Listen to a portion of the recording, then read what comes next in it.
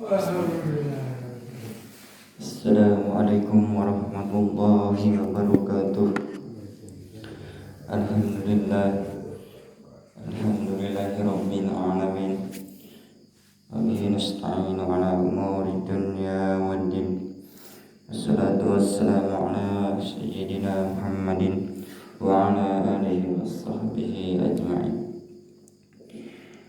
Membersihkan karat di hati dengan membaca Al-Quran. Hadis ke-19 dari Sayyidina Ibnu Umar radhiyallahu anhuma. Baginda Rasulullah sallallahu alaihi wasallam bersabda, sesungguhnya hati itu berkarat sebagaimana besi berkarat jika terkena air. Sahabat bertanya, "Ya Rasulullah, apakah pembersihnya?" Beliau bersabda, banyak mengingat maut dan membaca Al-Quran. Hadis riwayat Baihaqi dari kitab Asy Syu'ab. Dari Sayyidina Ibnu Umar radhiyallahu anhuma, baginda Rasulullah sallallahu alaihi wasallam bersabda, sesungguhnya hati itu berkarat sebagaimana besi berkarat jika terkena air. Sahabat bertanya, "Ya Rasulullah, apakah pembersihnya?" Beliau bersabda, banyak mengingat maut dan membaca Al-Quran. Hadis riwayat Baihaqi dari kitab Asy Syu'ab. Faidah: banyak berbuat dosa dan lalai dari zikrullah menyebabkan hati berkarat seperti besi yang berkarat bila terkena air. Dengan tilawat Al-Quran dan mengingat maut, hati menjadi bersinar kembali. Hati diibaratkan cermin. Semakin kotor semakin redup sinar makfirat yang dipantulkannya. Sebaliknya, semakin bersih semakin terang pantulan sinar makfiratnya. Oleh sebab itu, barang siapa terperosok dalam godaan nafsu maksiat dan tipu daya setan, ia akan terjauh dari ma'rifatullah. Untuk membersihkan hati yang kotor, para ulama suluk tasawuf menganjurkan agar melakukan mujahadah dan riyadhah, zikrullah dan sibuk beribadah kepada Allah Subhanahu wa taala. Disebutkan dalam beberapa hadis bahwa jika seorang hamba berbuat dosa, maka timbul satu titik hitam di dalam hatinya. Jika ia sungguh-sungguh bertaubat, maka titik hitam itu akan hilang. Sebaliknya, jika ia melakukan dosa lain, maka akan muncul titik hitam lain. Dan demikianlah seterusnya.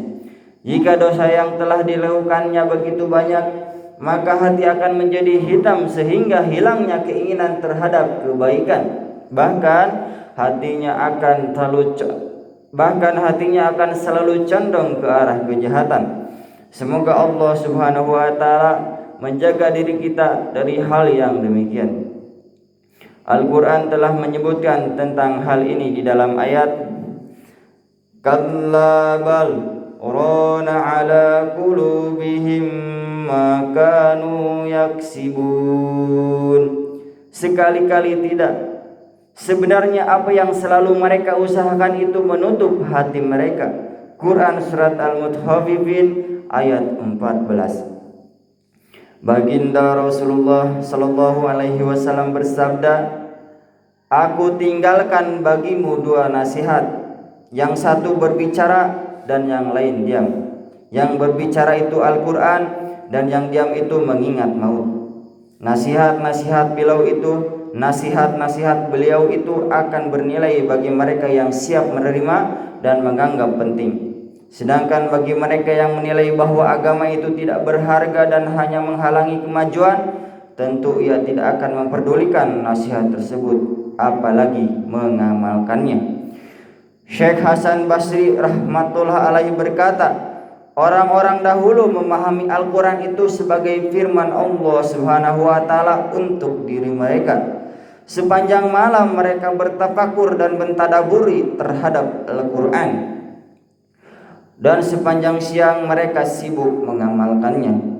Sedangkan kalian hanya memperhatikan huruf, fathah, kasrah, dan dhammahnya saja, tetapi tidak menganggapnya sebagai firman Raja Allah Subhanahu wa taala untuk diri kalian, sehingga kalian tidak bertafakur dan mentadabur mengenainya.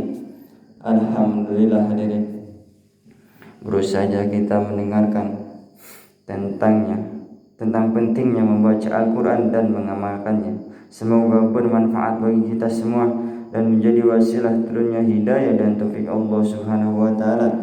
Dan marilah kita niatkan dalam hati sanubari kita untuk senantiasa mengamalkan dan menyampaikan pada yang lainnya, insyaallah hadirin.